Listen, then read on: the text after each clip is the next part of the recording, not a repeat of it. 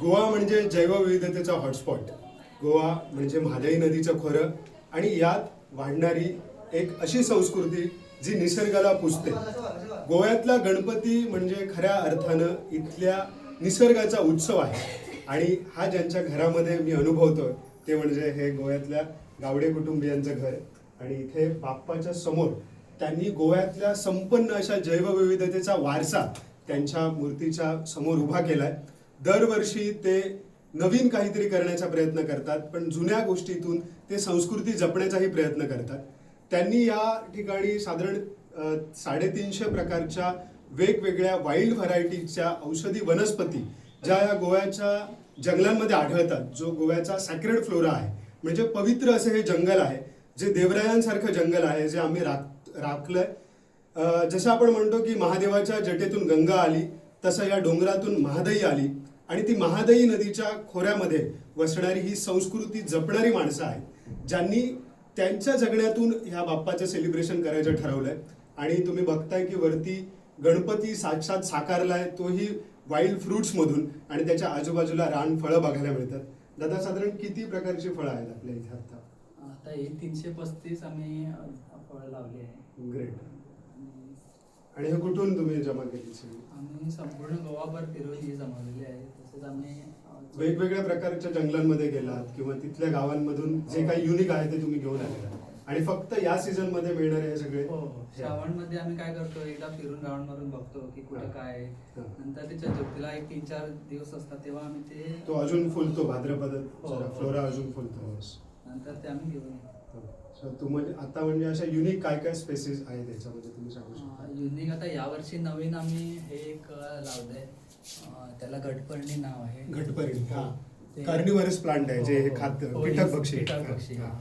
नंतर हे मॉन्स्ट्रेला फ्रूट म्हणून त्याचं आम्ही जेली वगैरे ते करतात. हे इथल्या जंगलात कोंडातच आहे. हे रानकेळी आहे. हे ताडमाड आहे, ते त्याच्यात ते पाम ऑइल तेल करतात त्याच्यापासून. येस, त्याच्या माडाचे पण वेगवेगळे प्रकार, भेंडल्या माडाचे पण मला इकडे दोर दिसत आहेत, किंवा तुम्ही हे सागरगोटे. हो. तर इथे साधारण 335 वेगवेगळ्या प्रकारचा फ्लोरा आहे. हे एक प्रकारचं एथनोबॉटनिकल रिप्रेझेंटेशन आहे की आपल्या पूर्वजांनी आपल्या पुढच्या जनरेशनला कळावं की आपल्या गोव्यात काय आहे, आपल्या गोव्यामध्ये काय जैवविविधता आहे, त्यातल्या औषधी वनस्पती काय आहेत, आणि ह्या सगळ्या काही मार्केटमध्ये मिळत नाही. तर त्याच्यासाठी आपल्याला स्पेसिफिकली त्या प्रत्येक गावामध्ये ती एक जागा असते, तिथे जाऊन आणायला लागतात. प्रत्येक गोष्टीचा एक हॅबिटेट असतो, म्हणजे अधिवास असतो. कुठचीही गोष्ट कुठेही येत नाही. म्हणजे हरणं, ज्याला आम्ही सोनकी म्हणतो, ती सड्यावरती येतात, फ्लॅट लँडवरती.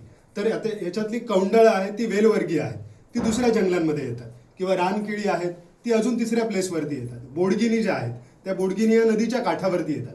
तर एकंदर गोव्यामध्ये ज्या ज्या प्रकारच्या इकोसिस्टीम्स आहेत, त्या इकोसिस्टीममध्ये आपला हा खजिना आहे. आणि त्याच्याकडे आपण फक्त ब्युटी म्हणून न बघता, सौंदर्य म्हणून न बघता, त्याच्याकडे आपल्या जगण्यातला एक प्रकारचा उपयोग म्हणून बघायला पाहिजे. आज आपण मेडिकली खूप पुढे गेलोय, पण कितीतरी असे रोग आहेत ज्यांच्यावरती आपल्या जंगलातूनच आजार बरे करण्यासाठी या वनस्पतींचा उपयोग पूर्वीच्या काळात केला जात होता. तर त्याच्याबद्दल आपण माहिती घेणं, ती माहिती पुढे घेऊन जाणं, हे काम या माटोळीच्या ह्यातून होत आहे. आणि हे आपण या संस्कृतीतून घ्यायला हवं. आपण आपली जंगलं जपायला हवीत. आज आपण बघतोय की गोव्यामध्ये ज्या प्रकारे बाहेरचे लोक येऊन जमिनी विकत घेऊन आपल्याच गोव्यामध्ये असलेली जंगलं तोडून या ठिकाणी रिअल इस्टेटच्या रॉबी उभा राहतात. इकडे मायनिंगने हा संपूर्ण सह्याद्रीचा कॉरिडॉर डिस्टर्ब केलाय. याचबरोबर ही मादई नदी, ज्या नदीच्या खोऱ्यामध्ये हा सॅक्रेड फ्लोरा आहे, ही नदी वर्षभर वाहत होती. पण आजकाल ह्या नदीच्या आसपास काही डॅम्स क्रिएट केले जात आहेत. तिकडे कर्नाटकामध्ये हे पाणी अडवलं जात आहे. आपण आपल्या महादाई नदीला वाचवायला हवं, जेणेकरून आपल्याला असा फ्लोरा हा वर्षभर बघायला मिळेल आणि आपली शेती, जीवनशैली, संस्कृती वाचेल. तर हा उद्देश आहे या सणांमागचा, आणि तो कुठेतरी हे गावडे कुटुंबीय हे तुमच्या समोर सादर करण्याचा दरवर्षी प्रयत्न करतात. तर तुम्ही कधी पोंड्याला आत्ता गणपतीत आलात तर नक्की इकडे व्हिजिट करा आणि त्यांना प्रोत्साहन द्या. धन्यवाद.